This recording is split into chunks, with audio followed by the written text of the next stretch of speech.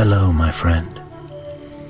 Today I will tell you another long-forgotten legend.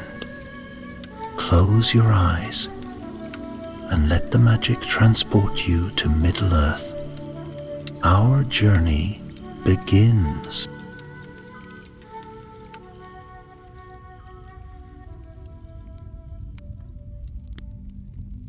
In the waning days of summer, when the sun hung low and golden over the greenwood the great, the wind carried with it strange whispers. Birds that once sang merrily in the morning grew silent. The deer tread more softly. And deep in the southern reaches of the forest, where the trees grew thick and tangled like the beard of an ancient troll, a black mist began to stir.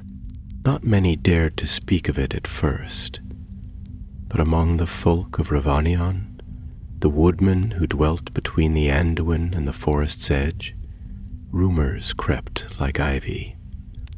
Farms were failing, animals vanishing, and children waking from night terrors, screaming of eyes watching from the trees. So word came, carried on swift wings, to a small and humble cottage at the edge of Mirkwood. The dwelling, shaped more from root and bough than stone or brick, belonged to Radagast the Brown, one of the Astari, those strange and wise ones sent from across the sea. Unlike his brethren, Radagast cared little for the affairs of kings or great wars. His heart lay with beasts and birds, the growing things, and the wild places of the world. He was a peculiar figure, to be sure. Cloaked in mossy robes, beard tangled with bits of twig and feather, he often smelled more of squirrel than sage. But do not mistake his oddness for foolishness. For in the turning of the world, when shadows stirred and the cries of the wild grew faint, it was Radagast who listened. One dusky evening, as the sun dipped behind the misty mountains and the sky turned the color of embers, a raven came thudding to his windowsill. Not a messenger of Gondor, nor a creature of burden, but a free-flying bird of the old woods. Her name was Tharn, and her feathers shone like river-stones. "Radagast," she croaked, breathless. "Something is wrong. The forest sickens." The old wizard looked up from the bowl of elderberry tea he had been steeping over a flame of green fire. His eyes, though ringed with age and wildness, sharpened like a hawk's. "Tell me all," he said. Tarn told him of the black mist, of birds that flew south and never returned, of wolves that howled at no moon, and trees whose leaves curled inwards with rot. Worst of all, she spoke of a place where the air itself had grown cold and cruel, a glade near the ancient ruins of Dol Guldur, where a strange silence reigned. Dol Guldur, that name Radagast had not heard in years. Once, long ago, it had been a fortress of evil, home to a dark presence that called itself the Necromancer. Though Sauron himself had been driven from that place, the shadow he left behind had sunk into the stones and roots like poison. Radagast sat in silence for a long while after Tharn finished her tale. He sipped his tea, though it had grown cold. At last he rose and from the wall took down a gnarled wooden staff that pulsed faintly with a glow the color of oak leaves in spring. "I must go," he said softly. Tharn tilted her head. The old wizard smiled. "Perhaps not. There is still courage in these woods, if one knows where to look." And so it was that the next morning Radagast set out from Roscommon, following the winding trails that snaked beneath the canopy of Mirkwood. The air was damp, heavy with the scent of mold and bark. Birds flitted nervously from branch to branch, and strange fungi glowed in the darker hollows of the wood. With him flew Tharn, ever watchful, and in his satchel he carried salves of honeyroot, elixirs of sun-mint, and a pouch of golden dust given to him long ago by Galadriel. It was not long before he met his first companion. Urin was a young trapper of the woodman, strong-armed and broad-shouldered, with eyes the color of storm clouds and hair like pine bark. He lived alone near the banks of the Duskwater and made his living catching hares and bartering furs. But in recent days his tramps had been springing empty, and worse, he'd begun hearing voices in the night, whispers in a tongue he could not name. He met Radagast as the wizard was fording the river, leaning heavily on his staff. "You're no hunter," Beron said, eyeing the wizard's robes. "You'll lose your way in a day." Radagast chuckled. "I lose it most days, and yet here I am." Beran frowned. "You've heard of the mist, Lee?" "I have," said the wizard, "and more besides." "Will you come?" Beran hesitated. He had no love for old magic or tales of dark things, but there was something in Radagast's voice, a deep calm, like the stillness before a storm, and in his eyes a glimmer of hope. The kind of hope men do not find often in these parts. The Baron nodded once. "I'll go." Together, they entered the deep south of Mirkwood, where the trees grew taller and the light dimmer. The black mist did not show itself at first, but they felt its presence all the same. The animals were nervous. No bird sang. Even the insects were quiet. They traveled for 3 days, sleeping beneath ancient oaks and drinking from hidden springs. On the 4th night, the mist came. It slid through the trees like spilled ink, slow and silent. It carried with it a stench of decay, like meat left too long in the sun, and a chill that sank into the bones. Beran shivered, clutching his cloak tighter. Tharn cawed and flew to Radagast's shoulder. The wizard stood still, staff raised, eyes closed. "This is no natural fog," he murmured. "It walks on its own will."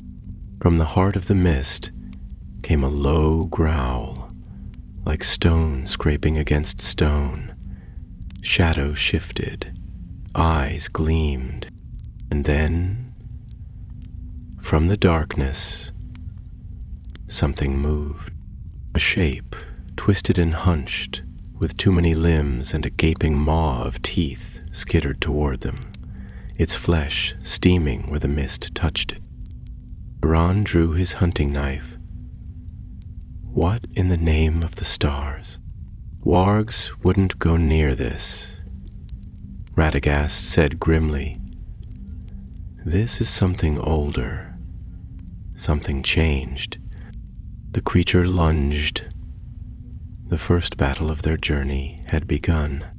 The creature sprang forth from the mist with a sickening hiss, its many limbs scraping over root and rock as though it had once slithered, but now crawled upon bones ill-suited to walking.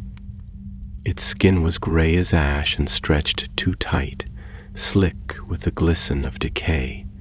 Its eyes, if they could be called such, were pale and sightless, yet full of malice, fixed upon the intruders as if it knew their name.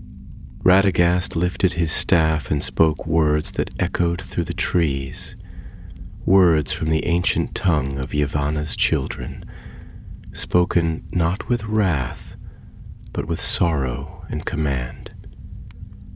The staff blazed with a golden light, and the mist nearest them recoiled, shriveling like parchment caught in flame. Yet the beast did not stop. Bran moved swiftly, for he had hunted fell wolves in the east, and once crossed paths with a snow troll on the edge of the mountains, but never had he faced a thing such as this.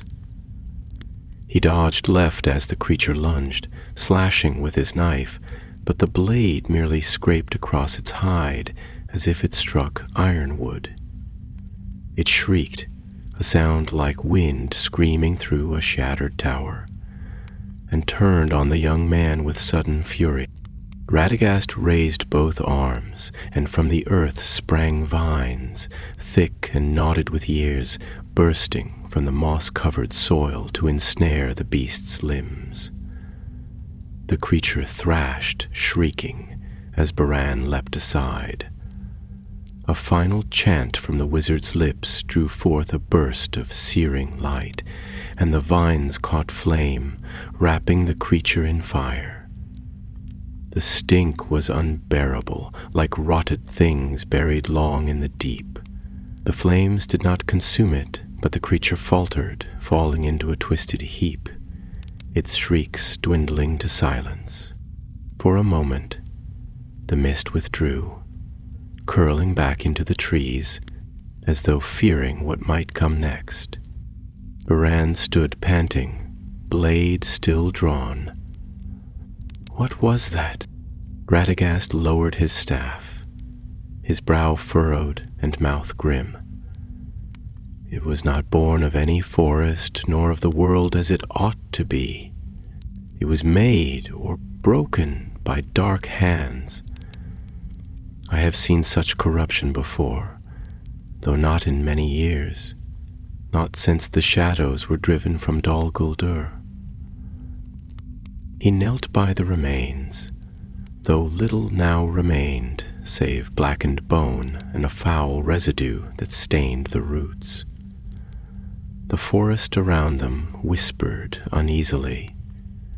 No birds called, no wind stirred.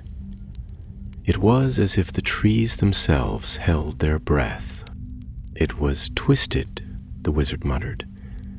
Once perhaps a creature of the wild, a spider or wolf, but changed, made to serve a will it could not refuse.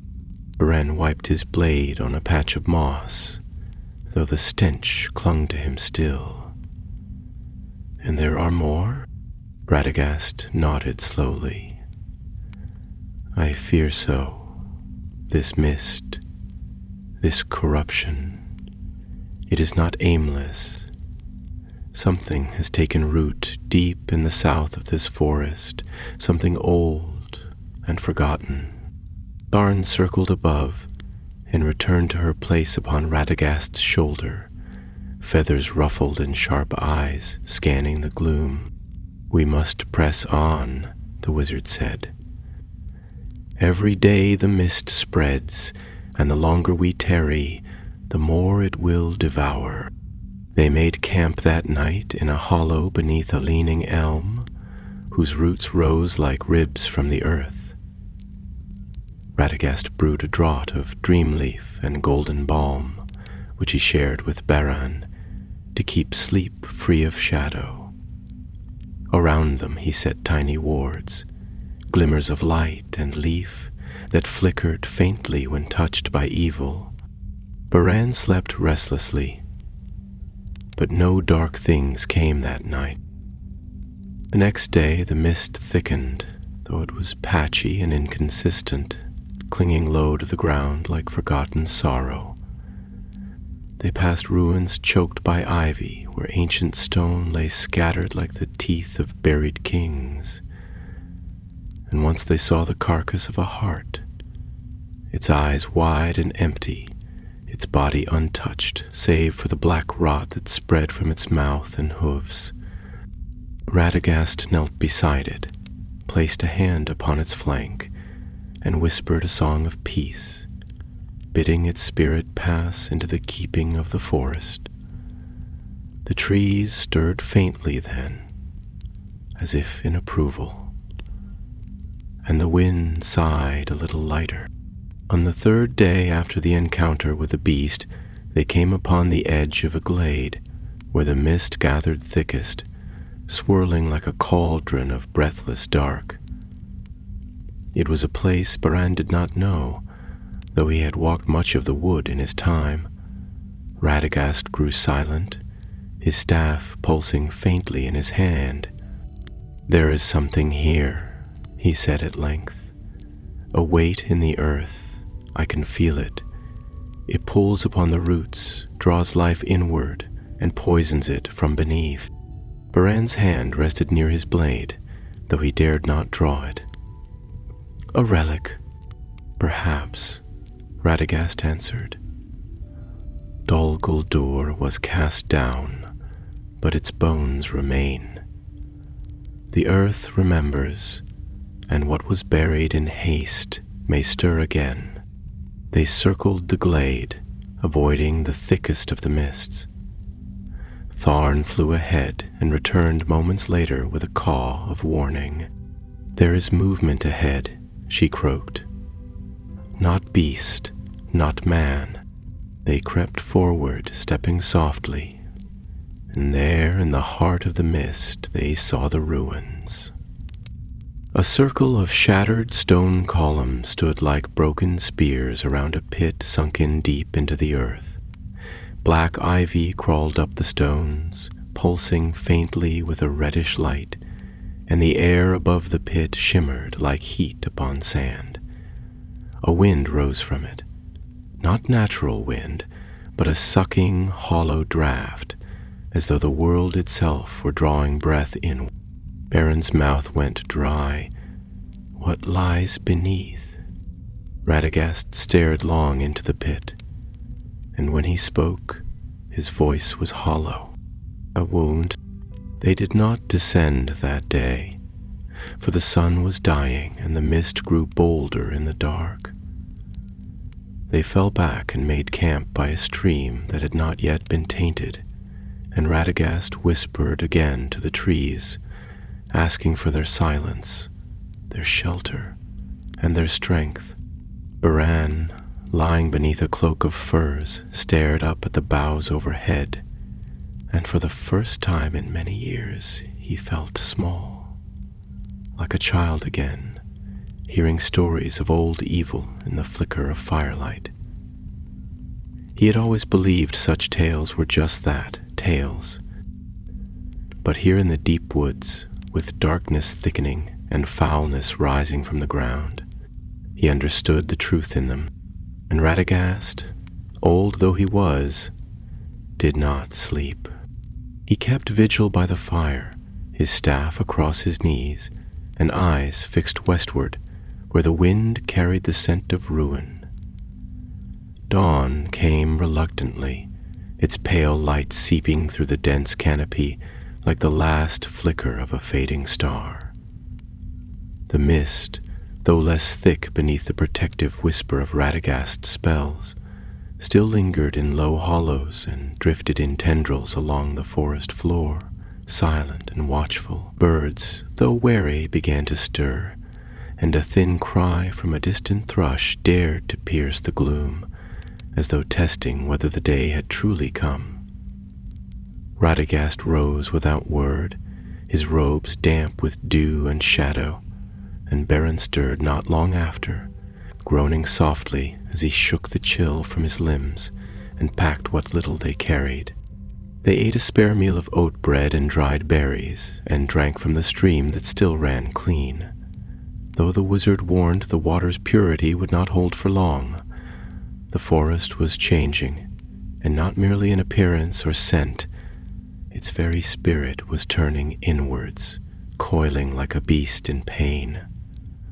Trees, once bright with inner voice, now stood mute, and Radagast, whose heart had always been attuned to the speech of growing things, felt that silence like a wound.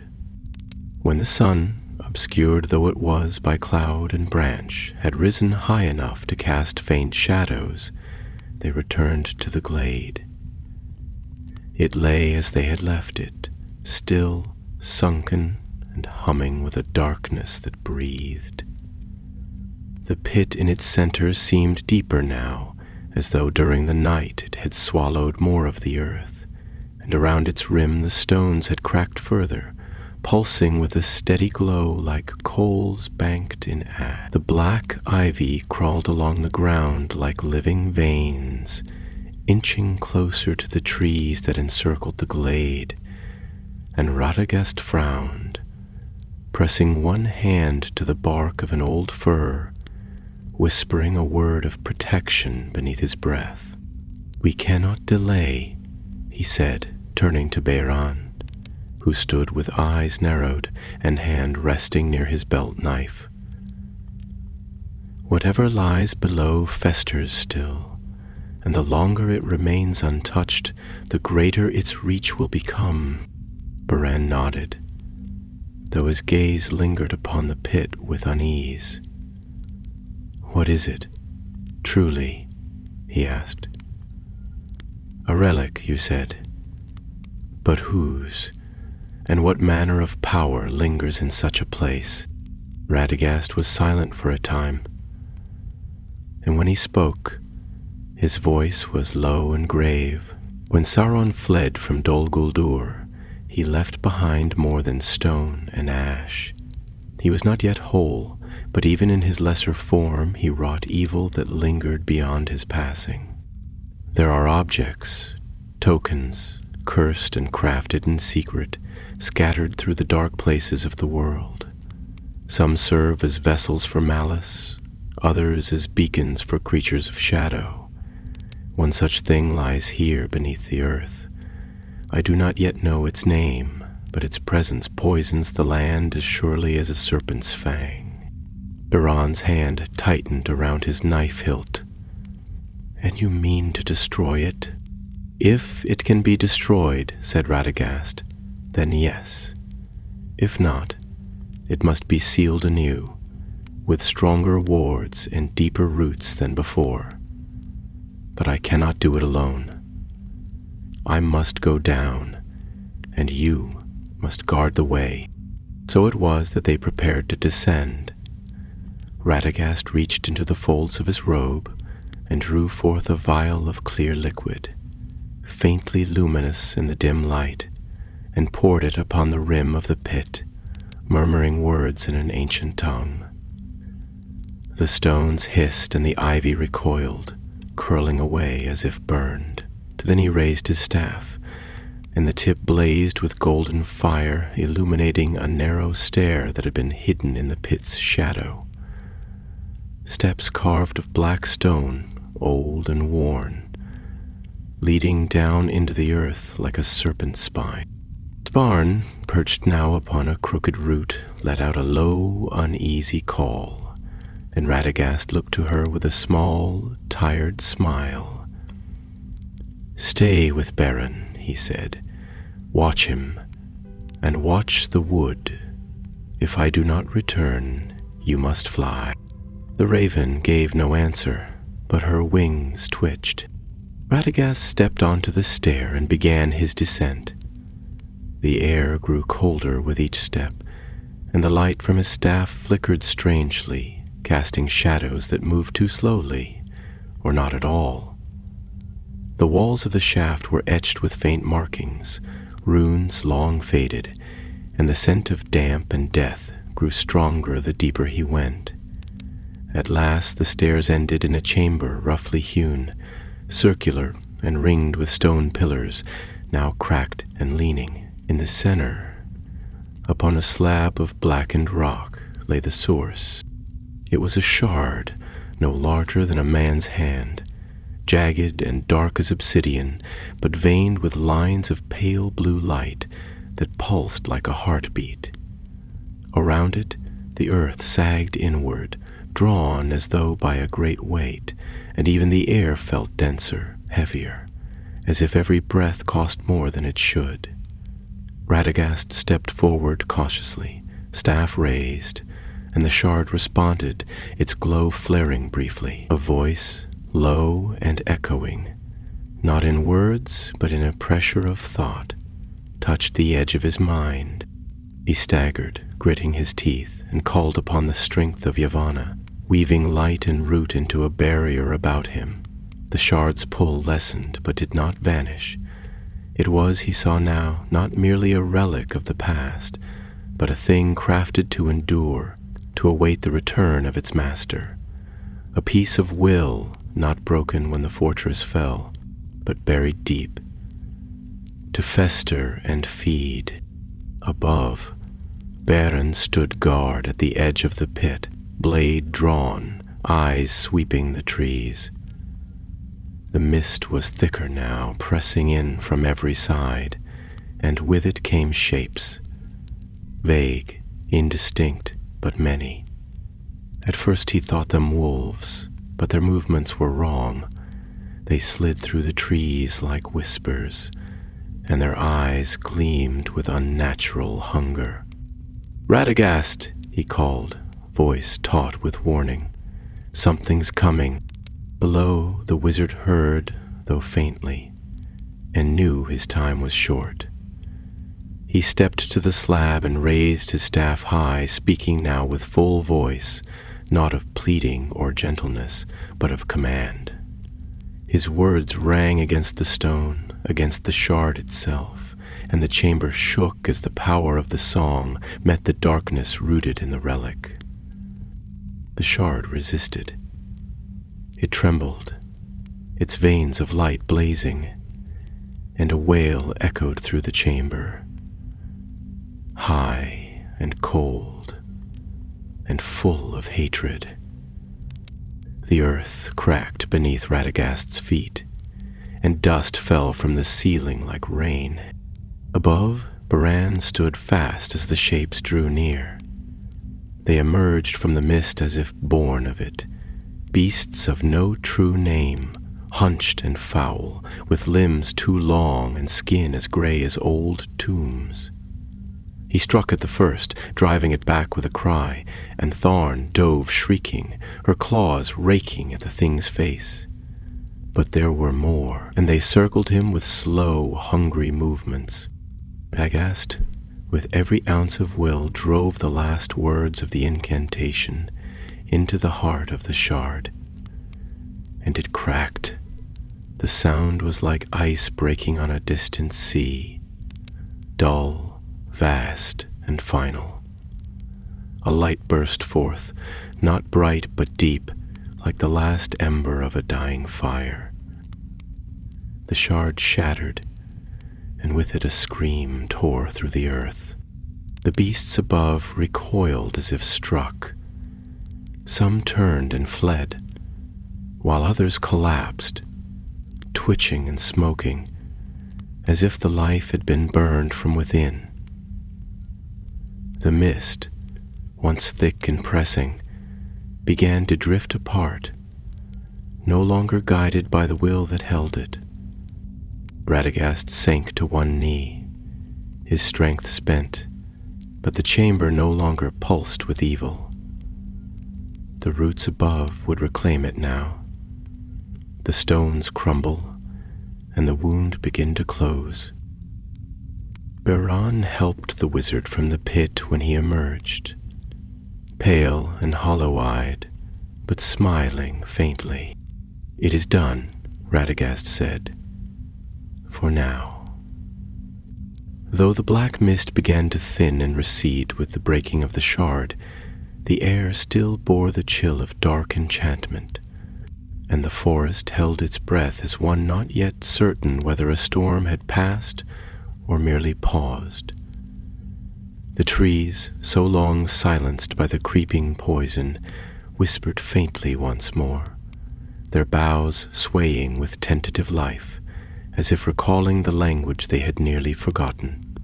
The sun, obscured yet again behind drifting vapors and tangled branches, offered a dim golden sheen upon the glade, casting long shadows where light had not touched for many days. Radagast, leaning heavily upon his staff, let his hand rest briefly upon the moss-covered ground, and murmured soft words of renewal, calling the strength of root and leaf to begin the slow healing of this sundered place. Beiran stood beside him, his blade yet wet with the ichor of the shadow beasts, and his chest rising and falling with the weight of weariness. Around them lay the corpses of the fell things, their forms already withering as if the forest itself rejected them, their twisted limbs shriveling into dust that stirred on the breeze but would not rise. Tharn wheeled overhead, circling once, and then descending to perch upon a fallen stone, her bright black eyes fixed upon the wizard. "It is not yet wholly ended," Radagast said, his voice hoarse with the effort of the spell and the strain of confronting that which should have remained forever buried. "The shard is destroyed, and its power broken, but the poison it loosed upon the land will linger. The roots will drink it still. The beasts who were changed may not all lie slain. And there is another matter, a troubling silence beneath it all, as though something greater listened but did not speak." Beren turned his gaze back toward the pit, where already the ivy had begun to pale and retreat, curling upon itself like a dying serpent. "If this was but a remnant of Dol Guldur," he said, "then I shudder to think what might yet lie hidden beneath the hills. You said there were others, other relics, other wounds. Can they all be found? Can they all be unmade?"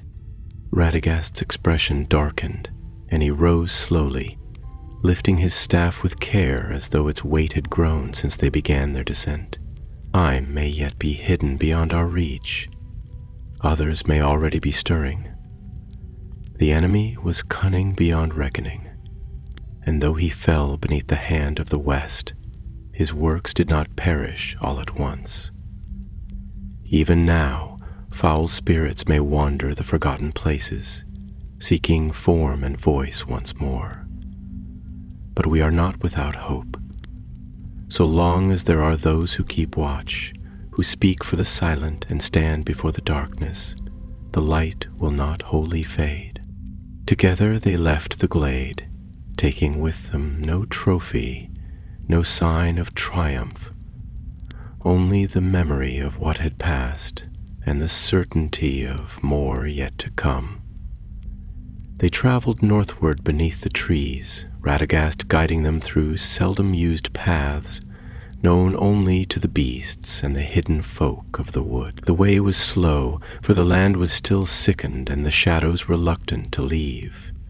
And more than once they passed groves where the leaves hung limp and gray, where flowers bloomed without scent, and streams ran dull and lifeless.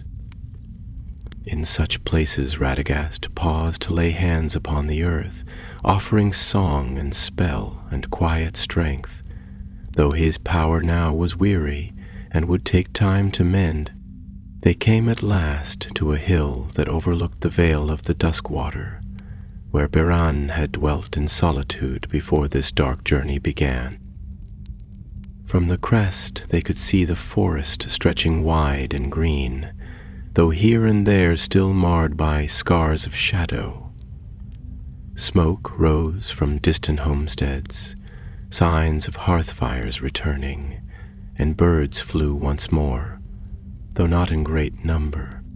"I will remain here for a time," Radagast said, his eyes scanning the forest below. "The work is not yet finished. The healing must be tended gently, lest the sickness take root anew." Beiran looked down into the valley and saw the faint glimmer of his own dwelling, half overgrown with summer growth, and smoke trailing faintly from the chimney. He felt the ache of the road in his bones and the quiet pull of home, but also a restlessness that had not been there before. "And what of me?" he asked. "Am I to return to my traps and hunting lines, to wait for the forest to forget?" Radagast looked at him with a smile that was both gentle and grave. "You have crossed a threshold, my friend. The wild knows you now. Its trials have marked you, and the shadows that stir here will stir again elsewhere. If you choose to stay, the forest will not turn you away. But if you go, remember that the struggle between light and shadow does not dwell only in great wars or the halls of kings. Sometimes it creeps in by root and stone, by whisper and mist, and it is the humble and the hidden who keep it at bay. Beran was silent for a long while, the wind stirring his cloak and the murmur of the forest in his ears. At last he said, "Then I shall stay, for a while at least. If the forest needs a watcher, it shall have one." Radagast reached into his satchel and drew forth a small token, a seed, gleaming gold and green, wrapped in a delicate leaf. "Plant this near your home," he said. "Where the mist touched deepest, it will grow swiftly, and the roots will speak to the roots of the forest. They will remember your kindness." They parted at the foot of the hill, Radagast turning east toward Rhosgobel, his staff tapping softly upon the moss, and Beren descending into the valley, with the seed held carefully in one hand. The mist had lifted, the beasts had fled, the relic was destroyed.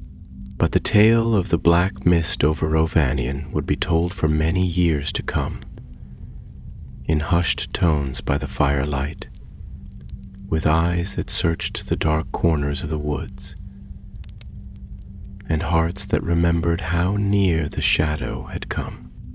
It was upon a gray morning that Radagast returned to the borders of Rhosgobel, where the roots of ancient trees rose like twisted fingers, and the songs of birds, once stilled, now trembled faintly in the under branches. Though the worst of the black mist had been driven back, the memory of it still clung to the soil, and the land had not yet unlearned its fear. Creatures of fur and feather crept with caution through the thickets, and even the bees, which once had danced in great clouds about the wizard's garden, flew with uncertain wings, their buzzing subdued. Yet there was healing in the earth, however slow, and Radagast felt it beneath his feet, like a distant harp strum drawn tight but whole. The brown-robed Istar walked slowly, for the burden of the descent still lay heavy upon him, and his thoughts were drawn inwards, not to ponder the workings of time or fate, but to weigh what had been undone and what yet remained. For he knew now, as he had feared in the depths of the pit, that the shard was no mere remnant cast off by a fleeing darkness, but a tether, an anchor in the world through which older wills still reached. Its destruction had unbound that chain, but not silenced the voice. He had heard it even as the stone shattered, a whisper upon the edge of his mind, like the rustling of dry leaves, promising not vengeance, but return. Rhosgobel stood as it always had, half hidden in thickets of elder and thorn, its low roof shrouded by moss and branches, its garden tangled with wild herbs and vines. But the air about it was no longer untouched. Though the black mist had not reached this place, the tidings of its passage had traveled on the wings of birds and the footfalls of fleeing beasts, and the trees had bent closer to one another in hushed communion. As Radagast stepped within the bounds of his home, the small folk of the wood stirred from their hiding. Hedgehogs, dormice, stoats, and squirrels gathered upon root and stone, watching with wide eyes the return of the one who spoke to them in the old tongue. He raised his hand in greeting, his lips forming words not meant for men, but which carried meaning all the same, a call of peace, of shelter, of guardianship renewed. Within his cottage he set aside his staff and cloak, both now weathered and soiled from the journey. and turned to the great shelf that held his phials, jars, and vessels, many of them filled with tinctures of bark and blossom, others with rare waters drawn from sacred springs in distant lands.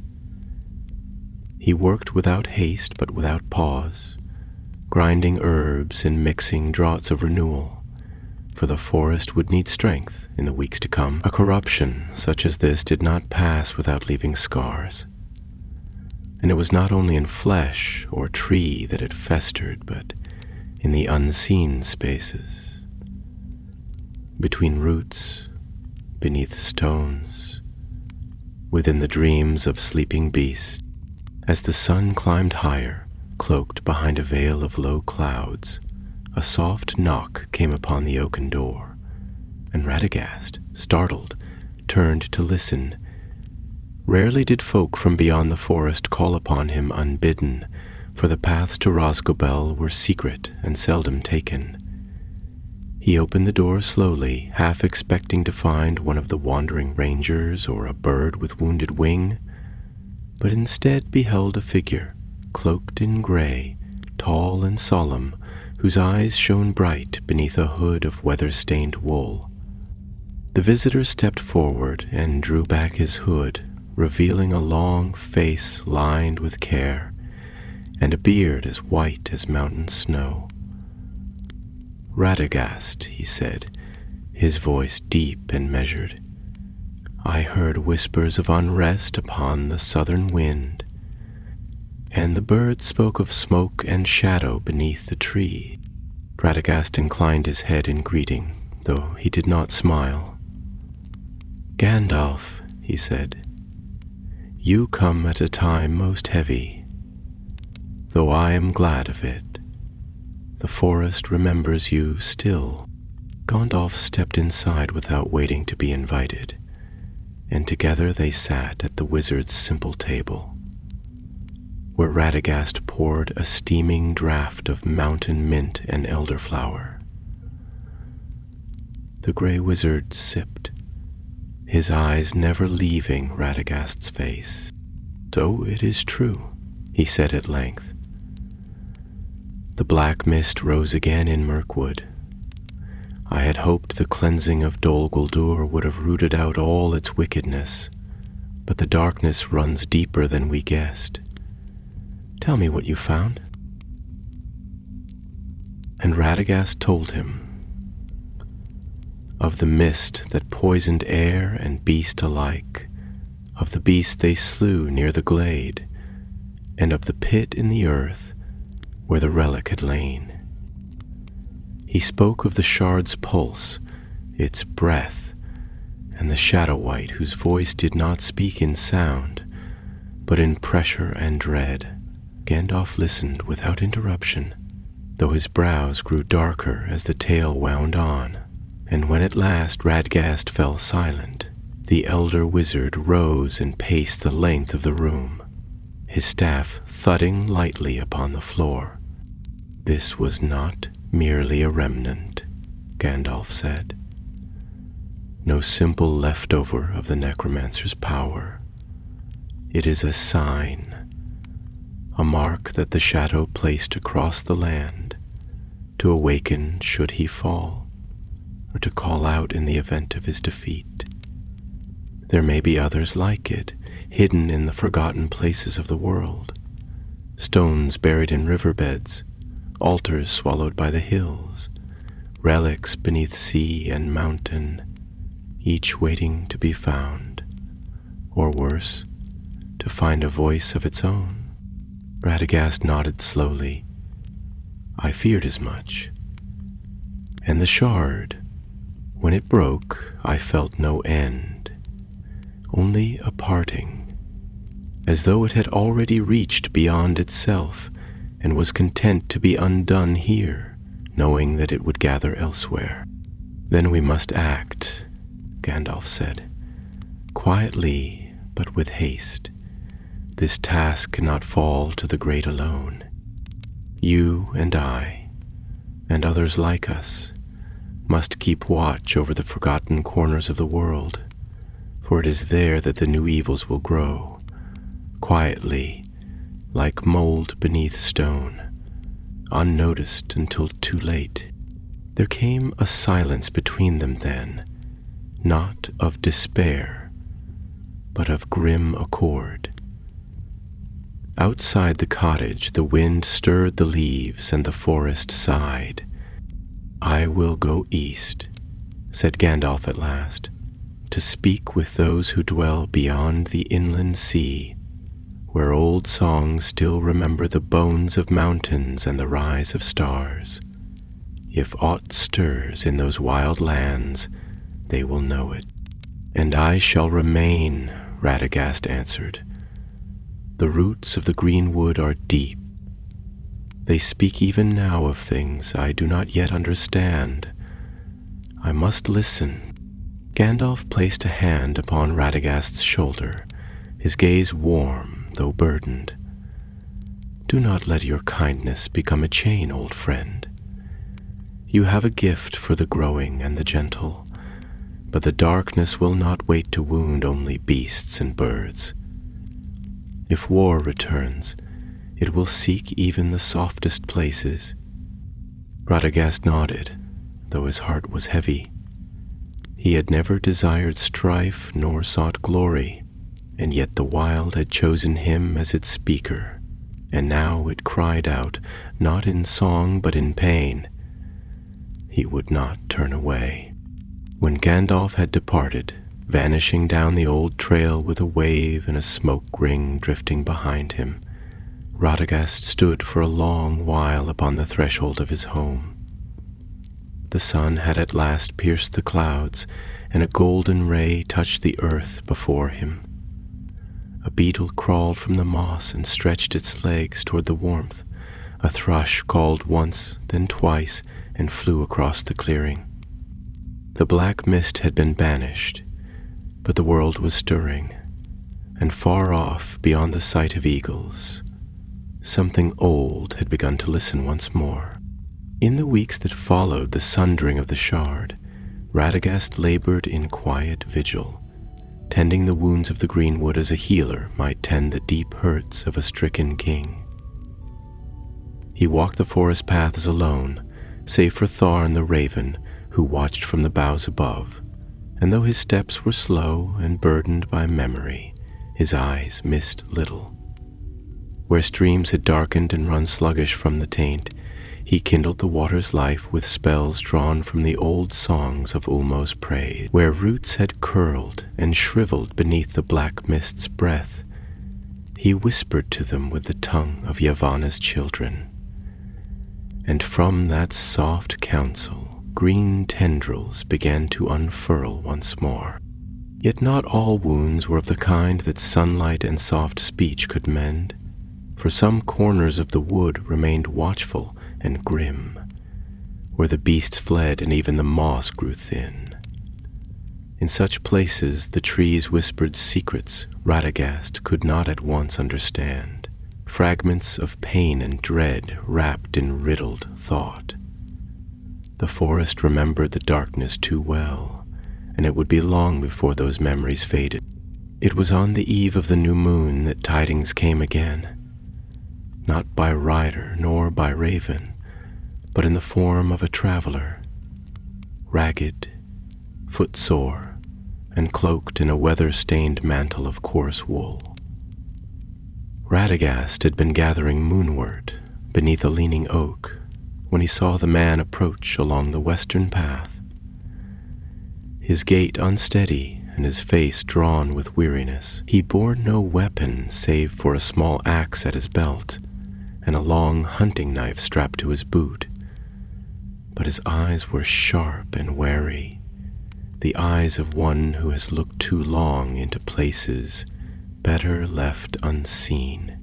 The man gave his name as Fendril, son of Hareth, a wanderer from the western vales beyond the river Gladden, and one who had once served among the watchful folk that kept the paths between Anduin and the forest's edge. He had not come in search of shelter nor counsel, but bore a tale dark with foreboding and marked by signs that troubled even Radagast's quiet heart. He told of a hillock in the highlands of Emen Arnon, where the grass had blackened and the stones wept blood in the night. Shepherds had fled their flocks, and wild goats had thrown themselves from the cliffs.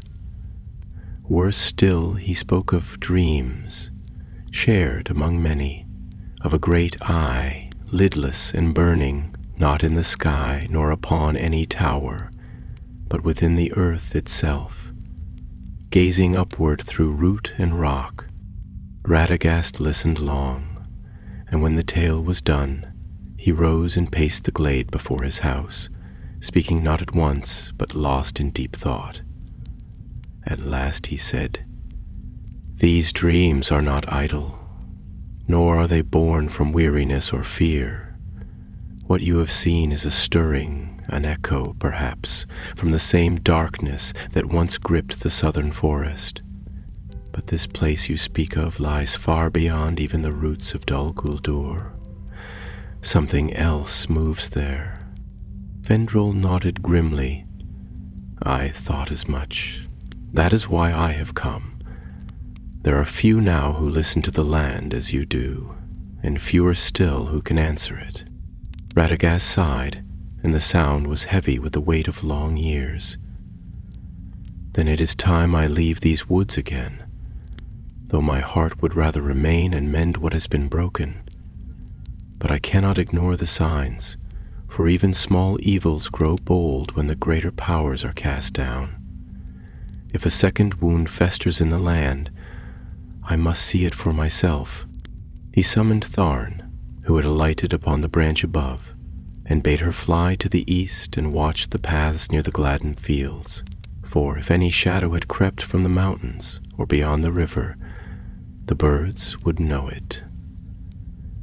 Then he packed what simples and draughts he might need, wrapped his staff in fresh leaves of birch and ash, and cast a final gaze upon his home beneath the trees.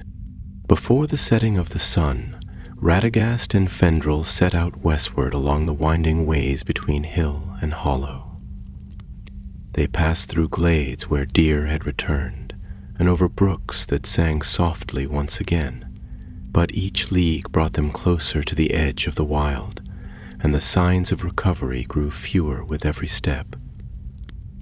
Clouds gathered in the north, though no rain fell, and the wind turned colder, bearing with it a scent of char and iron. They spoke little as they walked, for the air itself seemed to hush them. Fendrel was not a man given to idle speech, and Radagast's thoughts were ever turning upon what lay ahead. But in the hush of twilight, as the last light waned, and the stars blinked faintly into view, Fendrel asked a question that had been long in his heart. "Tell me, Master Radagast," he said, his voice low, "why is it that the darkness lingers, though its master has fallen? Should not the world begin to heal now that the great war is ended?" Radagast did not answer at once, but placed a hand upon the bole of a nearby tree, feeling its slow, ancient breath. Then he said, "The world is old, Fendrel, older than even the elves recall in song, and the evil that Sauron served did not begin with him, nor did it die with his fall. It seeps into the cracks of the world like rain into stone, slow, patient, and cruel. When the great shadow is broken, its lesser fragments scatter like embers in a gale. Some die, others find kindling." Fendrel fell silent, and the fire they kindled that night burned small and steady, casting a circle of light against the encroaching dark. Wolves howled in the distance, though none drew near, and the stars wheeled overhead, cold and watchful. Radagast kept the first watch, his eyes upon the horizon, and his thoughts turned westward, toward hills now shrouded in rumor and dread.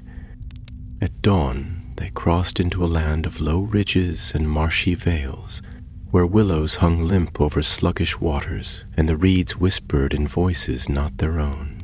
Birds were fewer here, and the silence of the place pressed upon them like a weight. Fendril led them by a hunter's path known only to the folk of his kind, winding through bog and bramble until they reached a rise where the trees gave way and the land opened beneath them. There, in the valley below, they saw it, a hill neither high nor wide, but marked by a circle of standing stones whose faces had been weathered smooth by rain and time. No tree grew upon its slopes, nor any grass, and the soil was dark as cinders. A thin mist clung to its base, unmoving though the wind blew all around. Even from afar, Radagast felt the weight of it, a slumbering power, ancient and wrong, like the cold breath of something buried too deep. He turned to Fendril, and in his eyes was a shadow not of fear, but of foreknowledge. This, he said, is no place of men, nor was it shaped by the hands of elves or dwarves. This hill was made in an age when the world was still unformed, and something that should not have endured still dreams beneath it. As the sun passed behind a veil of mist and cloud, and the day sank into a pallid dusk, Radagast and Fendril descended from the ridge into the vale below, the air thick with damp and a silence that was more than mere stillness. The standing stones upon the hill loomed larger with every step, their surfaces worn smooth by untold years of wind and rain, yet there was no mark of moss upon them, nor ivy, nor bird dropping, nor any sign that living thing had touched them in an age. The hill itself, though not high, bore a terrible dignity, as though the very earth had recoiled from it, and even the wind gave it a wide berth. Radagast walked with care, his staff before him touching the ground lightly at intervals, not to steady his steps, but to feel what might lie beneath. The land did not answer. It was mute, not in forgetfulness, but in fear. Even the worms beneath the soil had drawn back, and the roots of nearby trees turned away from the hill's base as though scorched.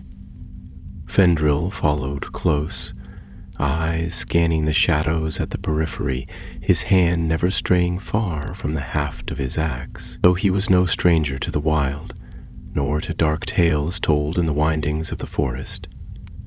He felt now as though he trod a path not made for mortal feet. At the foot of the hill they halted. A stone, taller than a man and twice as wide, stood before them like a sentinel. Upon its surface, strange markings were etched, not in any known tongue, but in a script that squirmed upon the eye as though it shifted with each glance. Radagast reached out a hand, and though he did not touch the stone, he whispered words of warding, drawn from the hidden lore of the Maya, in voices that had not been heard in the world of men since the elder days. "There is sleep here," he said, "but it is not the sleep of peace. Something lies bound within the earth, but the bindings are old and fraying.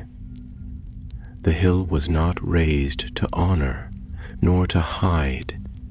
It was raised to bury. And now the earth resists its burden no longer." Fendril stared up at the dark summit above, where the mist clung more thickly, and though no creature moved, he felt as if many eyes watched from behind the stone. "What can we do?" he asked. "If this is a place cursed from before the memory of our kind, then what power remains that might hold it fast?" Radagast closed his eyes, listening, not to sounds, for none could be heard, but to the trembling of the ground, the thin cries of the hidden things that dwelt in the deep. "It is not power that will avail us," he said, "but knowledge. We must understand what lies beneath before we dare to stir it. There are places in this world where even the Valar did not tread, for they were touched by Morgoth in the shaping. This may be one.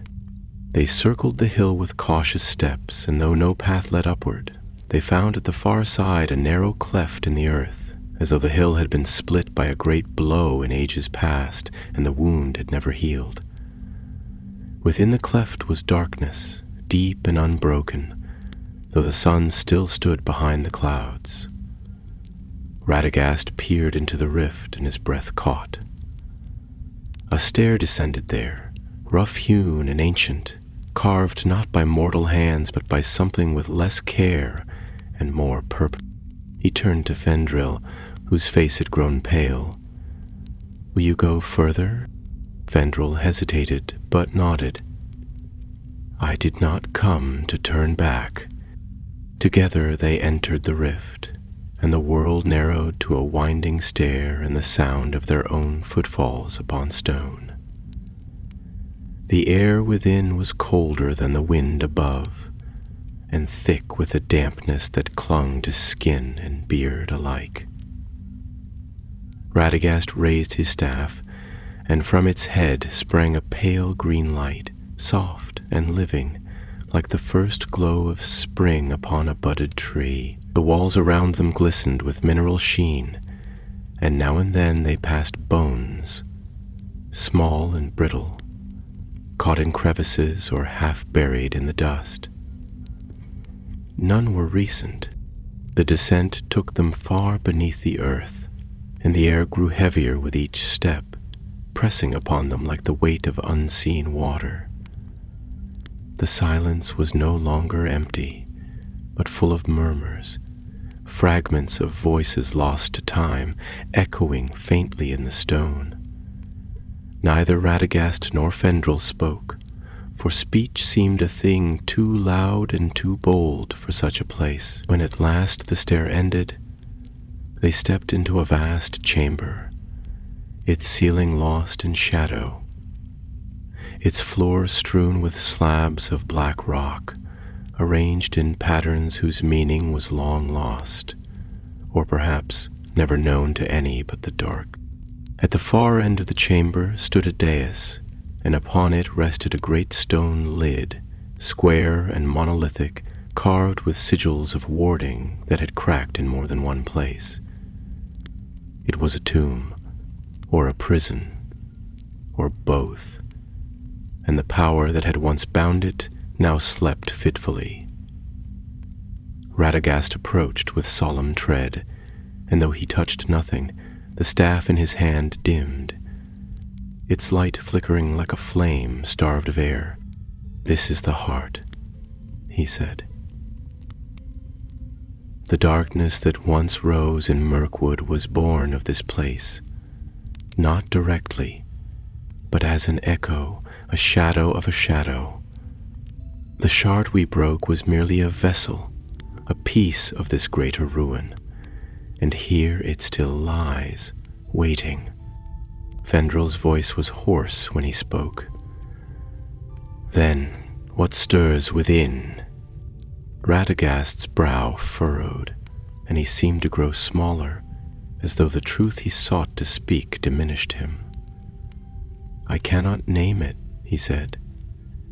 "It may be no single creature, but the remains of many.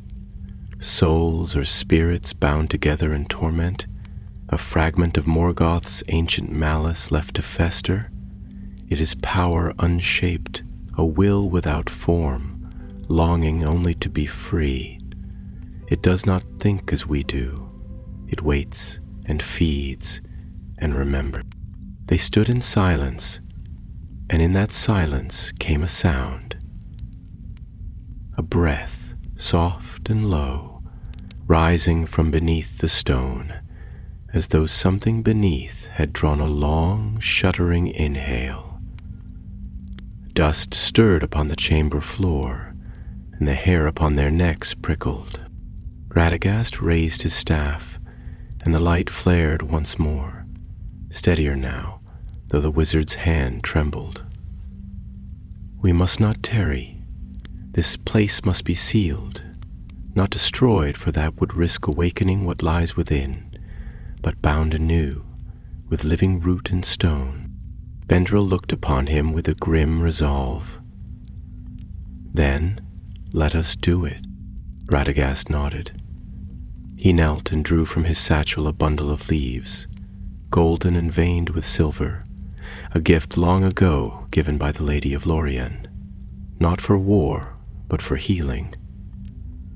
With them he began to trace new runes upon the stone, singing softly as he worked, the words rising in the ancient tongue of the Quendi, calling upon the strength of the land and the stars. Fendrel stood guard, his axe ready, though no enemy came.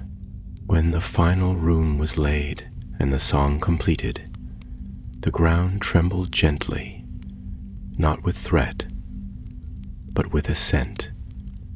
The lid of the tomb did not move, but the cracks within the stone glowed faintly, as if drawn together by invisible hands, and a hush fell upon the chamber, deeper even than before. The breath that had stirred now fell still. Radagast swayed upon his knees, spent but not broken. He looked to Fendrel and said, "It is done, for now, but this place must be watched, always. The forest has long memory, and it will remember, but men forget. You must not." Fendrel bowed his head, and they turned from the chamber and ascended once more, leaving the dark behind. Above, the sun had not moved far, but the light seemed brighter and the hill less grim. Still, as they departed the vale and the stones faded into the mists behind them, Radagast glanced back once, and his eyes were troubled. They journeyed eastward beneath a darkening sky, the wind whispering through dry grass and leafless thickets, as if carrying tidings from distant lands. The hill they had sealed behind them lay quiet now, veiled once more in mist. Yet neither Radagast nor Fendrel spoke with triumph, nor did their hearts lift with the weight of duty fulfilled. For though the binding was wrought with care, and the ancient tomb now lay swathed in new enchantments drawn from the living earth, the presence that had once stirred beneath the stone had not been wholly cast out. Its silence was not that of defeat, but of slumber renewed. And slumber, as all who dwell in Middle-earth must learn, is not the same as forgetting. The path they took led them through the western reaches of the woodlands, beyond the Anduin, where lonely hawthorn trees clung to the hills and ravens wheeled high above, speaking in harsh cries of travelers and wolves, of bones buried shallow and waters turned still. Radagast walked as one deep in thought, his staff tapping lightly on stone and root, while Fendrel kept a wary pace beside him, his gaze ever to the trees. Night was falling, though no stars had yet emerged, and the twilight was thick with the scent of old rain and distant smoke. When at last they made camp upon a rise overlooking the marshlands, Radagast kindled a fire of silver-barked wood, taken from trees that bore the blessing of the Lady of the Wood in years long past. The flames burned with a steady green light, casting no great heat, but holding back the darkness that pressed upon the land. Fendrel sat near, sharpening his axe with a stone from the banks of the Gladden, and for a time neither spoke. But when the fire crackled low, and the cries of birds fell away, Radagast turned to his companion with a voice slow and measured. "There is more at work in the world now than many perceive," he said. "The age has turned, and the enemy who once darkened all the lands has been thrown down. Yet in his fall he cast long shadows, and those shadows do not vanish as swiftly as some would hope. They linger in forgotten places, in broken things, in hearts left untended. Fendril nodded slowly, though his brow was furrowed. We saw the black mist in Mirkwood, and now this hill in the west. Both seem like echoes, not of Sauron alone, but of some deeper evil. You spoke once of Morgoth, the first Dark Lord. Could this be his doing? Radagast stared into the fire, his eyes reflecting the green flame. Not his hand, perhaps, but his legacy. Morgoth poured much of his strength into the very fabric of the world, into stone and water and flame, and that poison lingers still. Where Sauron built upon it, it festered more swiftly. But even where he did not tread, the wounds of the elder days remain, like cracks in the foundation of Arda. When such places are disturbed, evil awakens not with intent, but with instinct. He drew from his pouch a small crystal, shaped like a tear and clear as morning dew. Within it swirled a faint light, green and gold like a sunbeam caught in glass. This was given to me by the Lady Galadriel, long ago, for use in times of deep need. It draws upon the memory of the world as it was before the marring, before the shadow. I used its twin beneath Dol Guldur's ruin, and again in the western tomb. But now only one remains. Fendril leaned forward, his voice low. And if others are found, if other places of darkness rise? Radagast closed his fingers gently around the crystal. Then others must rise to meet them. I am but one, an old. I am a gardener, not a warrior. But even the smallest seed, well planted, may hold back the flood if it is tended with care. You, Fendril, have stood beside me and seen what sleeps beneath the earth. The world will need more like you. The man looked away, his face grim, but did not speak again that night. As dawn crept over the edge of the world, the sky a pale wash of gold and gray, they set out once more, and by noon they came to the banks of the Gladden, where the river ran swift and cold over mossy stones. There they parted ways, Fendril turning south to bring word to the scattered woodmen of the Vale, and Radagast turning north, his heart drawn back toward the eaves of Mirkwood and the glades where healing must still be wrought. They clasped hands, and the wizard gave to Fendril a small branch wrapped in cloth, marked with 3 runes of protection. "Plant this near the edge of the marsh," he said. "The roots will remember, and in time they will grow strong enough to hold the dark at bay, should it seek to rise again." Fendril bowed low and left without further word, his cloak drawn close and his axe slung across his back. Radagast watched him until he vanished beyond a bend in the reeds, and then turned once more toward the forest, staff in hand and cloak drawn up against the gathering breeze. The journey north was long, and though the land bore signs of slow healing, there were still places where the rot had sunk deep. In one glade he found a ring of trees whose trunks had blackened as if scorched, yet no fire had passed through. In another a stream ran crimson for half a league, though no blood nor rust could be found at its source. At each such place Radagast paused and worked his craft with leaf and chant and the waters of the Nimrodel that he had gathered long ago in a silver phial. Some blights he could cleanse, others he could only slow, but in all he planted signs for those who might come after, carvings of leaf and star, tokens of warning, of hope, and of watchfulness. It was late in autumn when he returned to Rhosgobel. The air was crisp, and the leaves had turned to gold and fire, falling in soft drifts across the woodland floor. The birds greeted him with bright song, and the squirrels chattered from the boughs as though no shadow had ever passed. But Radagast, for all the warmth of home, did not smile. He set down his staff and sat long upon the old bench before his door, watching the play of wind in the trees and listening for sounds that did not come. There were no cries in the night now, no beasts twisted by madness, no black mist drifting through the glades.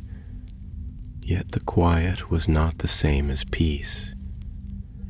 It was the stillness after battle, where every breeze might hide a blade, and every silence could birth a scream. He knew the forest slept again, but lightly, and with one eye open. Then Tharn returned, swooping from the sky with wings outstretched and feathers gleaming in the pale sunlight. She alighted on the branch above the cottage and let out a single sharp cry. "From the east," she said, her voice grave. A rider in black passed over the river, cloaked in shadow, leaving no trail. The trees did not see him, and the beasts did not smell him. He spoke no word, but the air grew heavy with his passing. He rides toward the mountains. Radagast rose slowly, his face set. So, it begins again. In the days that followed, Tharn's warning Radagast walked the edge of silence. The winds had turned eastward, and with them came a hush, not heavy as when shadow pressed near, but hollow, as though the forest itself listened for a voice that had yet to speak. The golden cloak of autumn had begun to fade from the leaves, and many had fallen, carpeting the ground in brittle, whispering layers. The squirrels had grown restless, hoarding with frantic haste, and the badgers seldom emerged from their dens, even at dusk. There was no sign of the Black Rider, no trail upon the earth nor scent in the air, and yet Radagast knew the warning was not in vain. He spent his nights in study and silence, consulting the scrolls and tablets kept within his humble hall, a place not grand like the libraries of Imladris, but rich in lore all the same, gathered over long years from the mouths of birds, the marks of trees, and the forgotten songs of stone.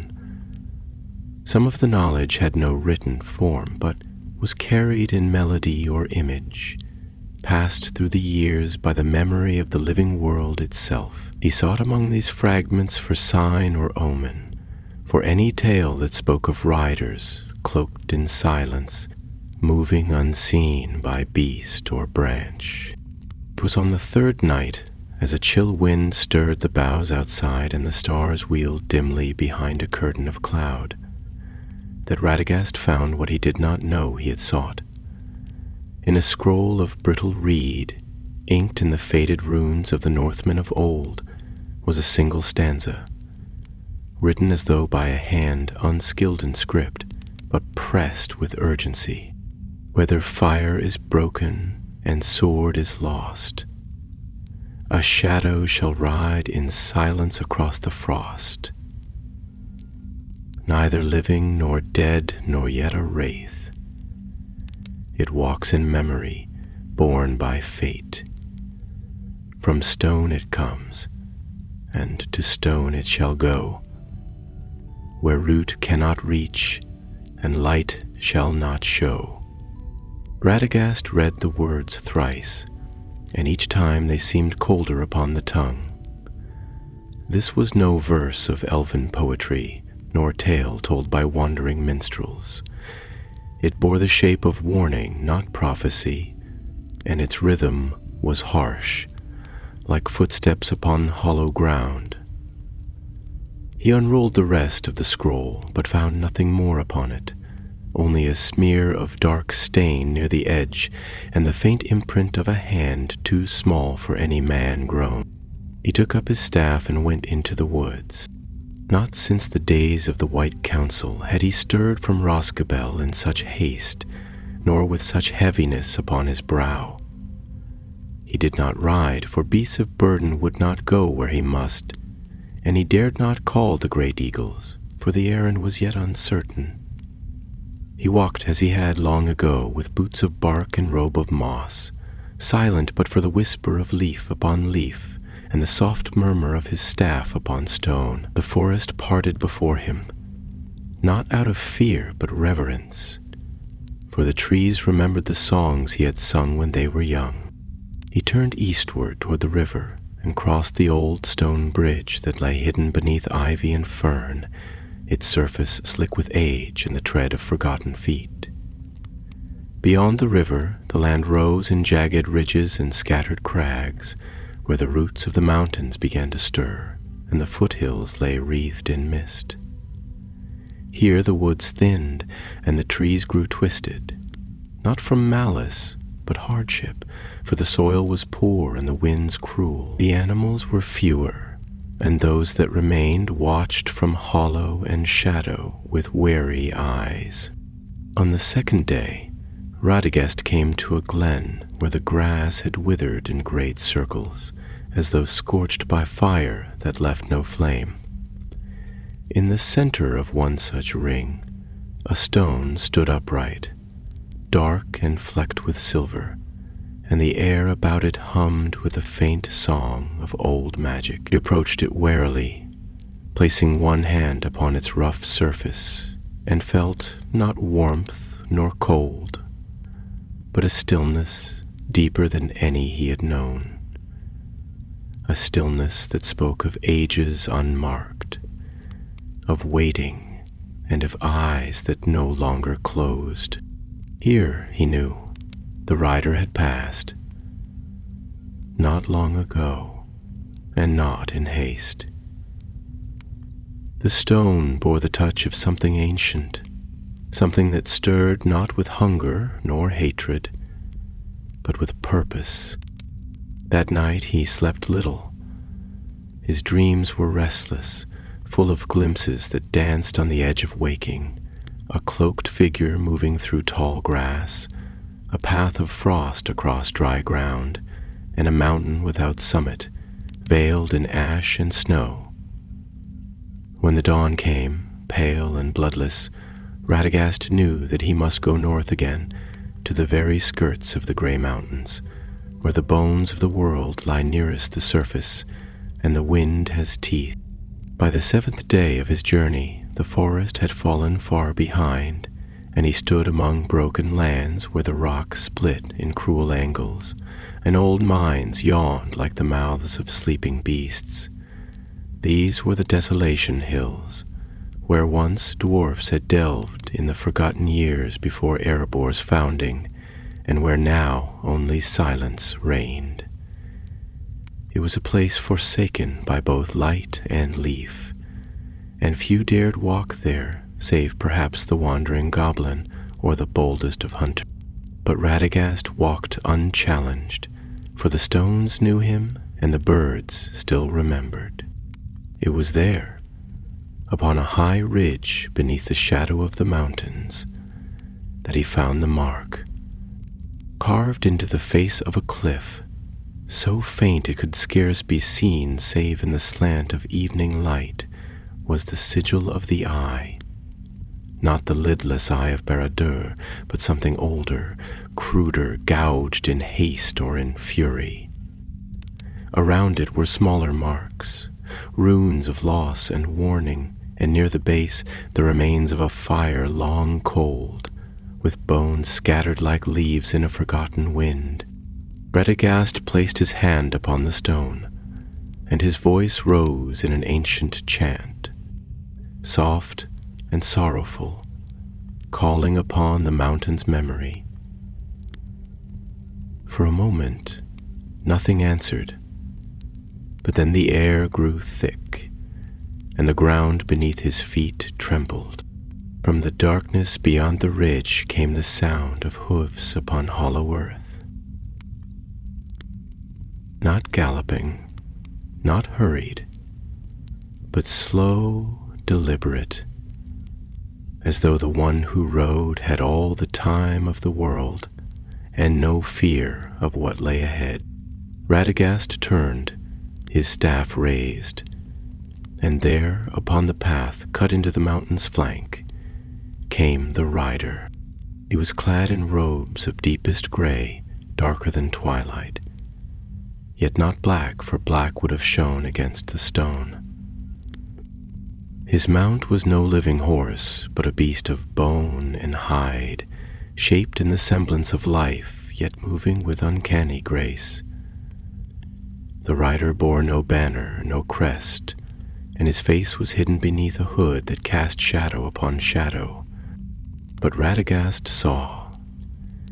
He saw the shape of a man not bound to flesh, nor freed from it, but something caught in between, neither spirit nor shade, but remembrance made form, and the rider saw him.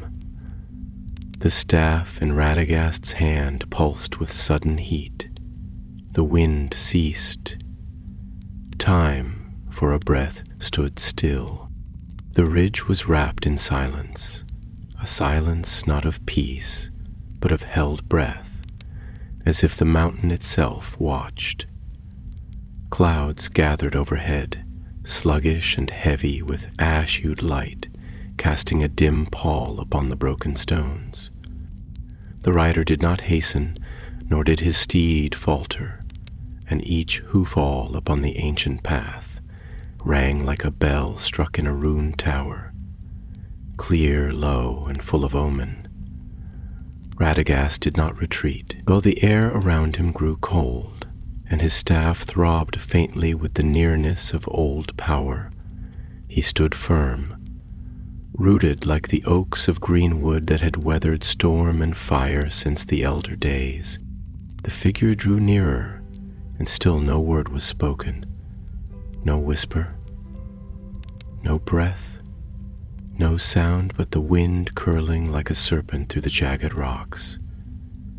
Then, as if in answer to some unheard summons, the raven Tharn came from the west, descending in swift wheeling flight. She cried out once, a sound sharp and clear as flint upon flint, and perched upon the crag above Radagast. Her wings were wide and dark, her feathers ruffled by unseen winds, and her voice, though thin from distance, bore a message not for comfort, but for warning. "Is not of the living," she said, "and not of the dead.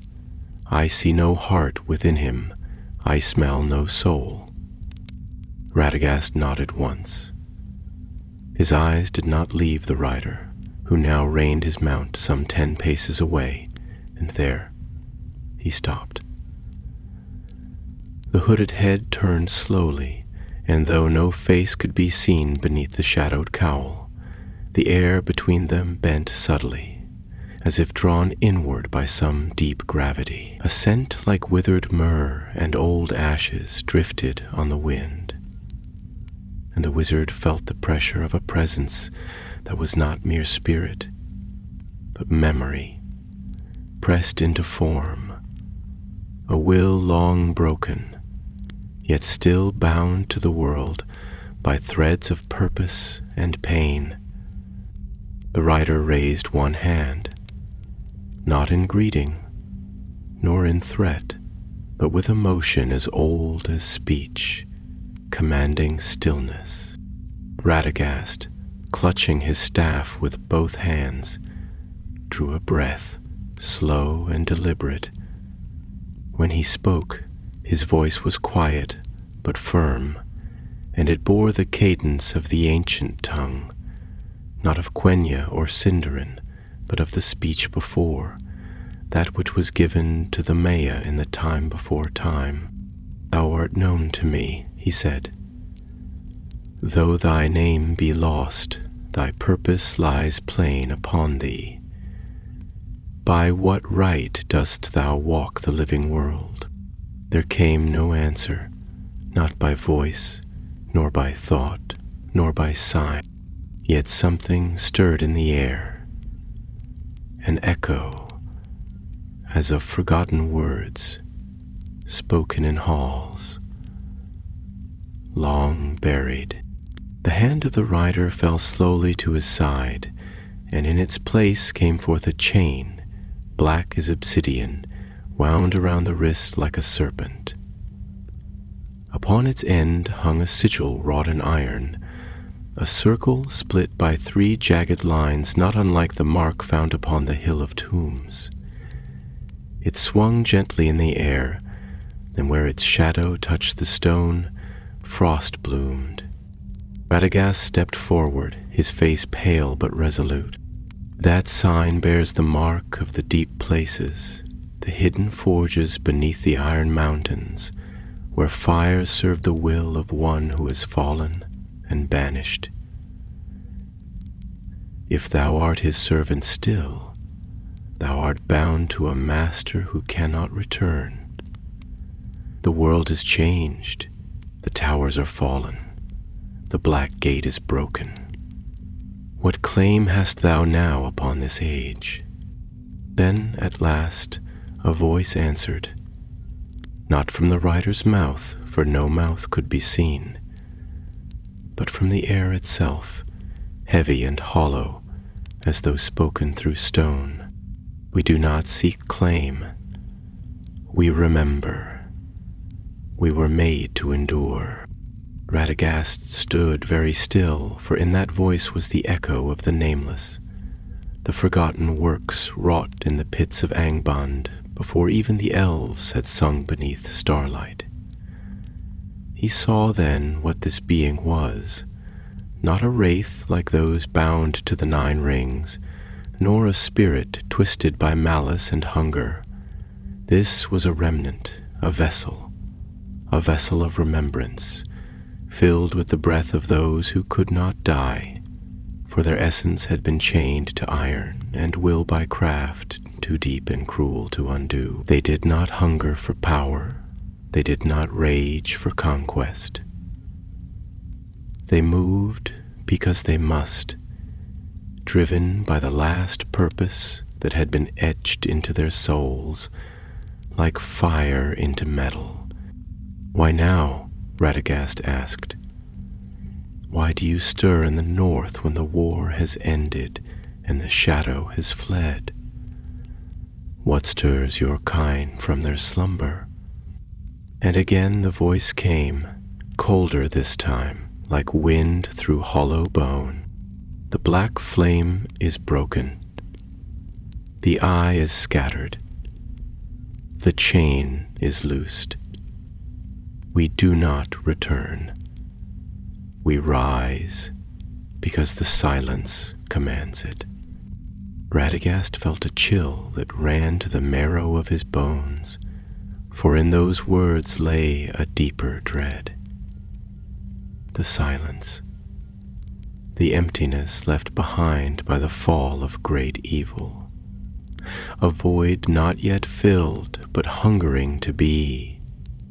It was not the will of the dark that called these remnants forth, but the absence of will, a vacuum that drew forgotten powers from shadow into light once more.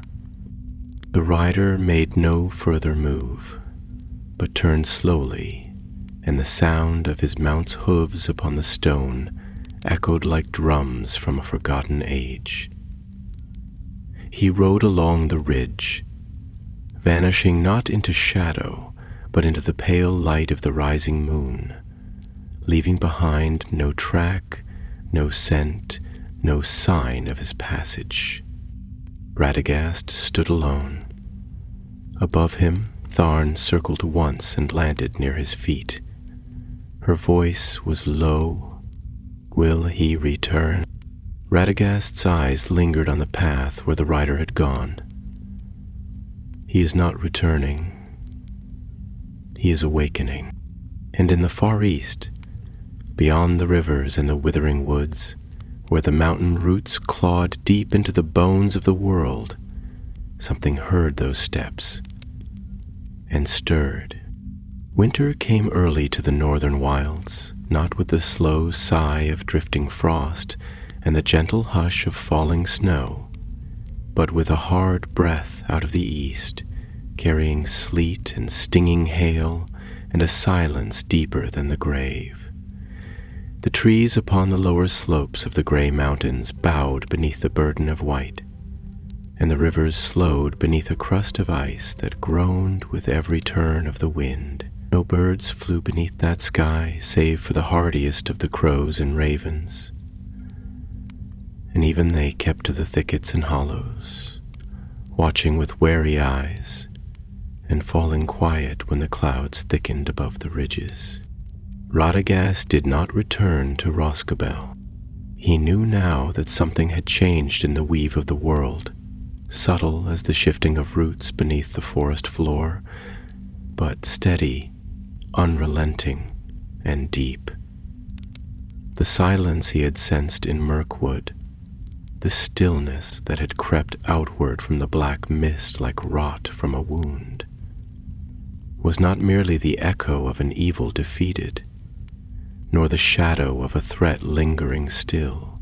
It was a summons, a call that had gone out across the hidden corners of Middle-earth, awakening things long buried not by war, but by time itself. And now, in the wake of Sauron's fall, they stirred. He made his way down from the high places, following the old goat paths and the trails that had once been used by dwarf prospectors in the days before Erebor's glory. The stone was cold beneath his boots, and the wind cut through the seams of his cloak, but he paid it no heed. There were signs now, clear and unmistakable, for those who had the eyes to see. Stones shifted from their resting places, not by storm or tremor, but by hands.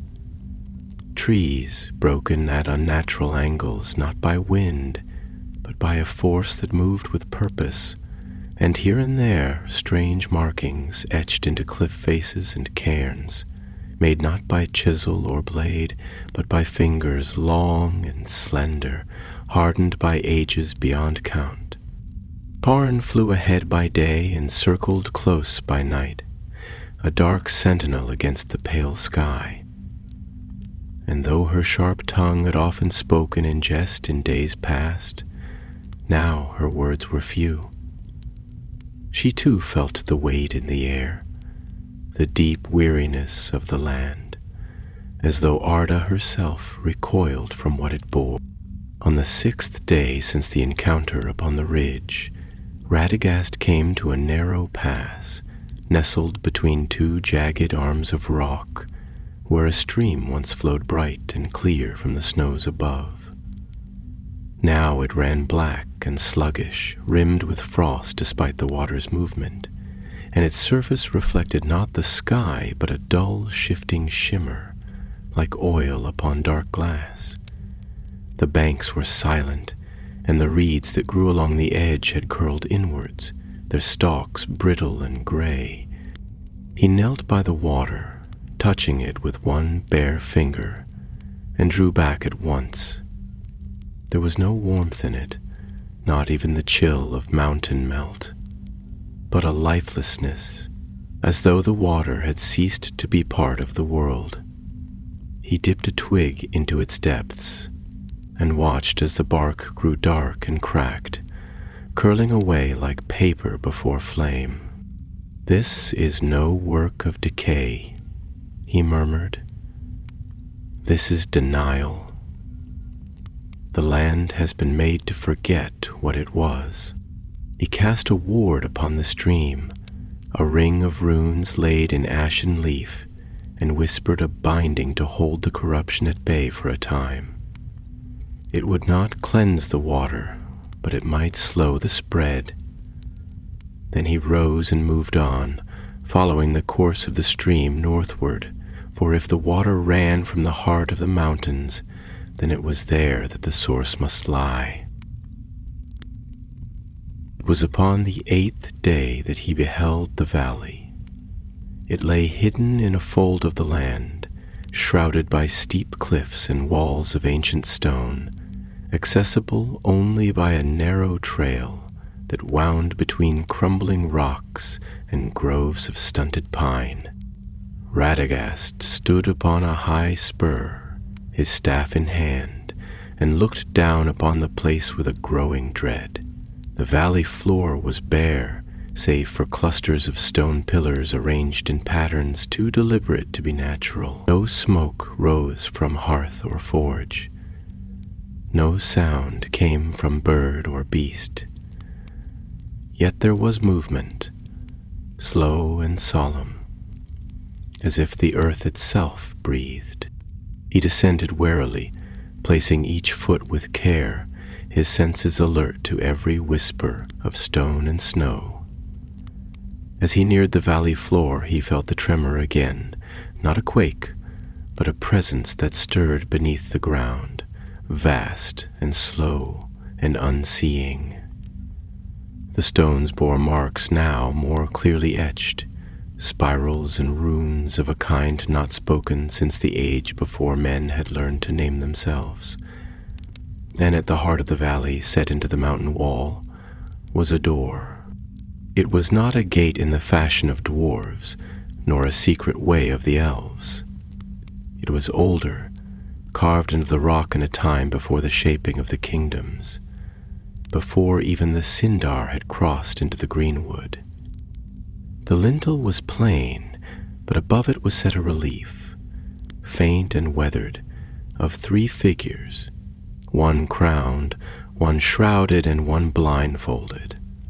Below their feet, the roots of a tree curled downward into a chasm, where shadow coiled like smoke idly. Radagast approached the door with great caution.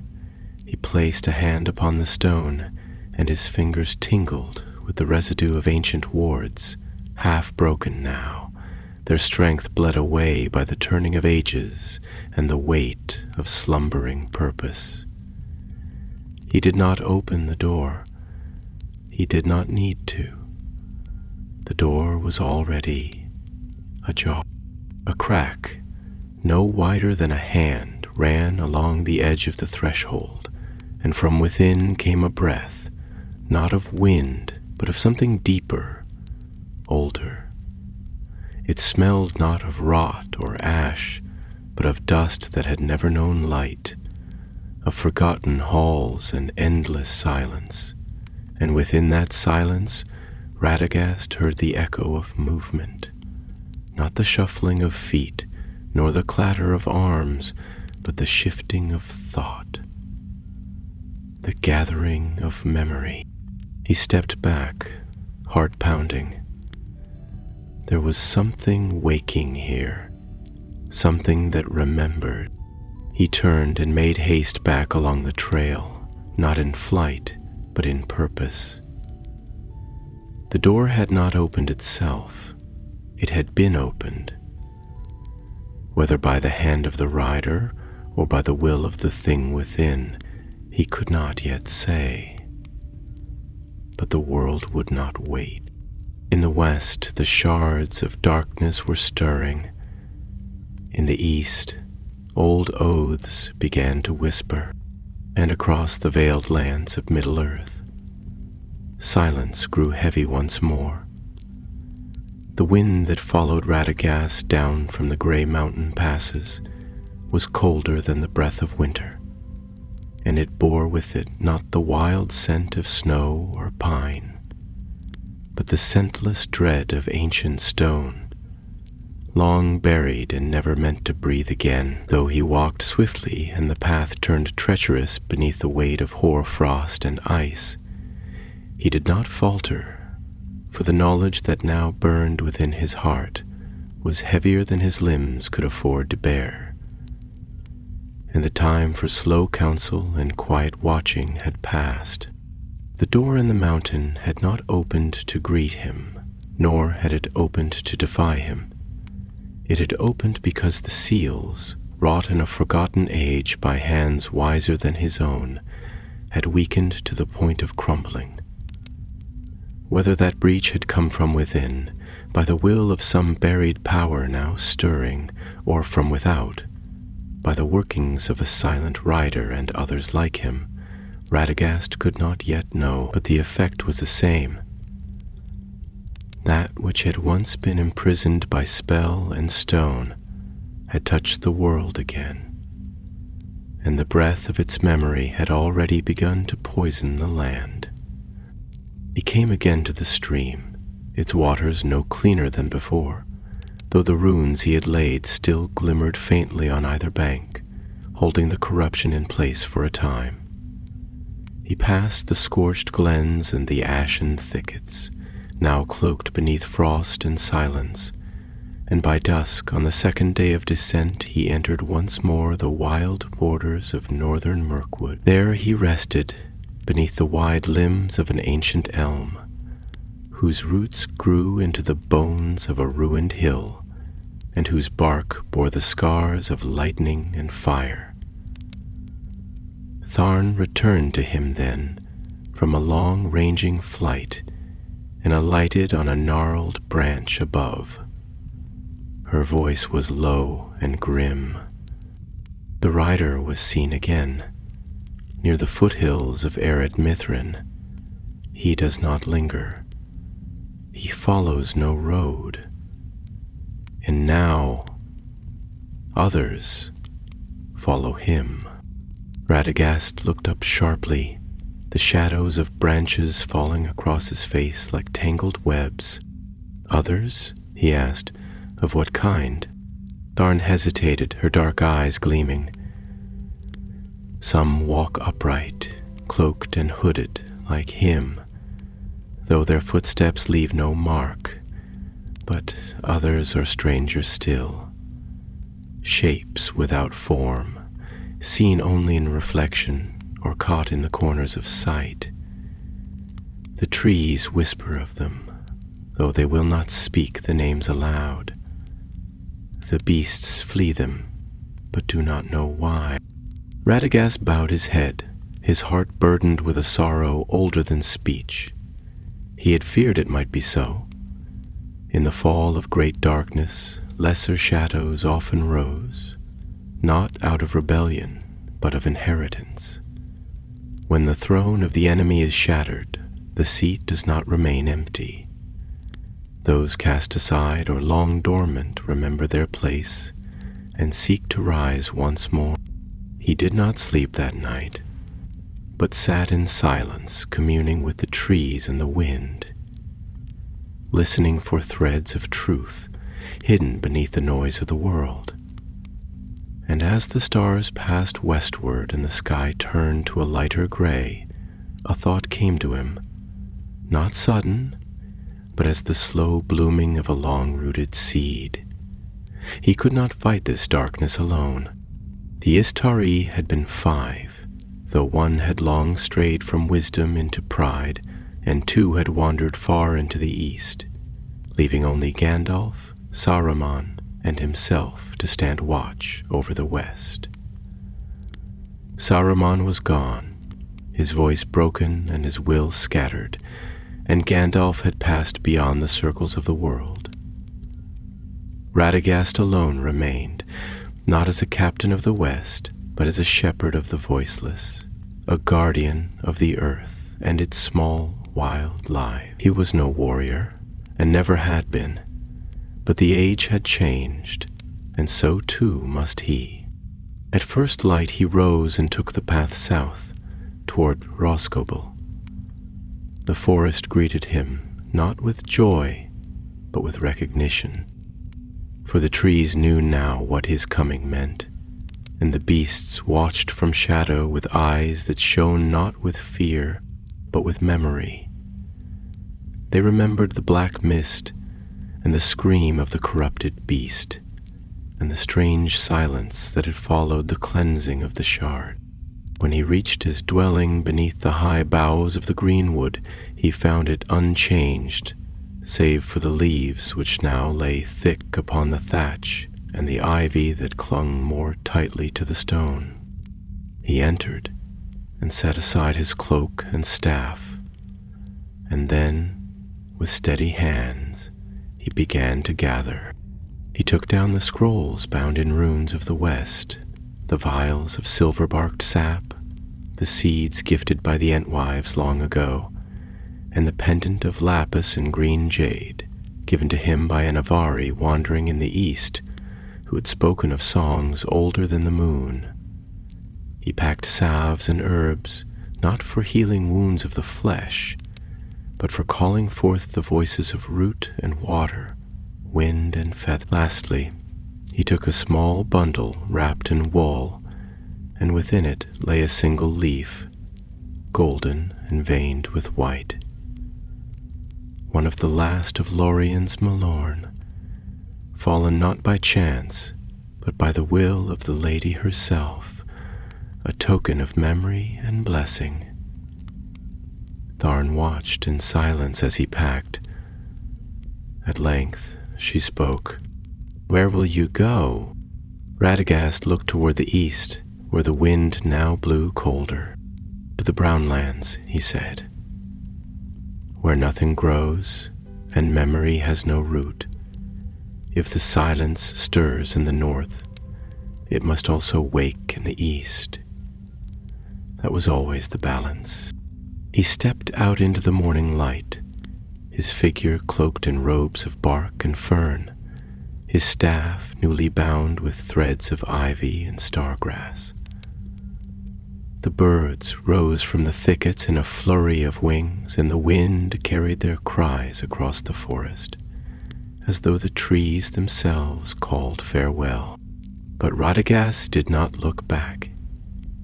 He passed from Roscobull and took the winding paths beyond the edge of Mirkwood, and into the lands where the bones of the world lay close beneath the soil, and the names of rivers had been forgotten.